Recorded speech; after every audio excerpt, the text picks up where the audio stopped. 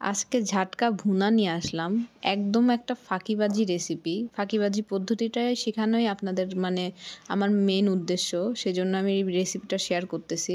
I think আপনারা ঝাটকা মাছ চেনেন। ইলিশ মাছের বাচ্চাকেই বলে ঝাটকা মাছ। তো যাই হোক, তাহলে চলুন রেসিপি শুরু করি। হ্যালো এভরিওয়ান, আমি তাসনিম আক্তার তাহমিনা, তাহিজ ফ্রম তাহমিনা ইটস তাহাজ অ্যাক্টিভিটি।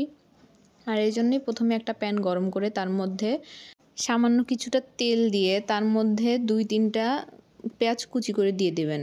এখন মেন কথা হচ্ছে, যে কোনো ভুনা রান্নায়, সেটা ডিম ভুনাই হোক আর মাছ ভুনাই হোক, সেখানে পেঁয়াজ লাগে অনেক অনেক। আমি দিচ্ছি শুধুমাত্র ১টা কি ২টা বড় পেঁয়াজ। এটা দিয়ে কিভাবে একদম ভুনা রেসিপি হচ্ছে, এটাই তো ফাঁকিবাজি। পেঁয়াজ কম খরচ করে ভুনা রেসিপি করা। এর মধ্যে মরিচ কেটে দিয়েছি ৩-৪টা, আমি আমার স্বাদ অনুযায়ী দিয়েছি, আপনারা বাড়িয়ে দিতে পারেন।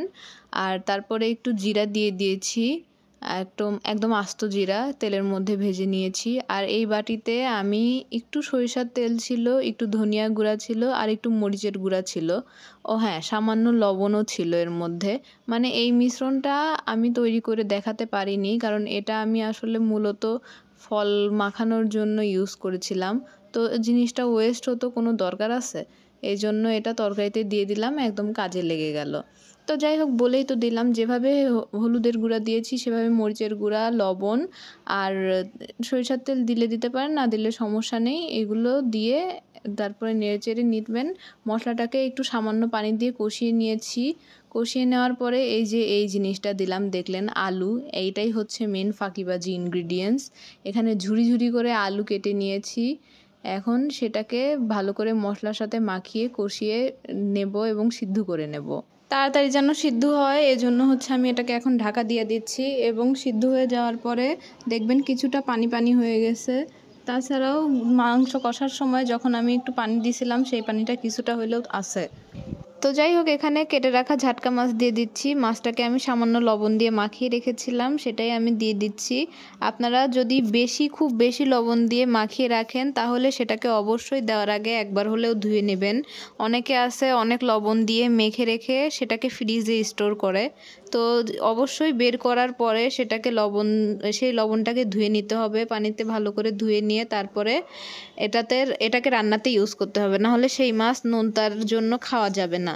তো যাই হোক, আর একটু পানি দিয়ে মাছগুলোকে একদম গ্রেভিটা দিয়ে ঢেকে রেখে কিছুক্ষণ পার করলাম, ৫-৬ মিনিট এভাবেই রাখলাম, যাতে মাছগুলো সিদ্ধ হয়ে যায়। আপনারা যদি এরকম রান্না খেতে না পারেন, অনেকের আছে এরকম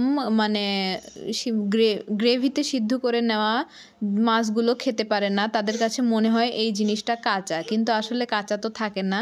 তো যাই হোক, অনেকে শুধু ভাজা মাছ খেতে পছন্দ করে। এমন যদি হয় তাহলে শুরুতেই আগে মাছগুলো ভেজে নেবেন, সমস্যা নেই।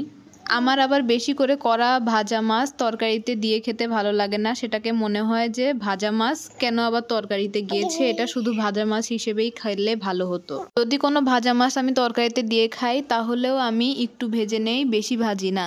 তো যাই হোক, মাছটা সিদ্ধ হওয়ার পরে আপনারা ঝোলটাকে একদম শুকিয়েও নিতে পারেন, আবার কিছুটা গ্রেভিও করে রাখতে পারেন, এটা আপনাদের ইচ্ছা।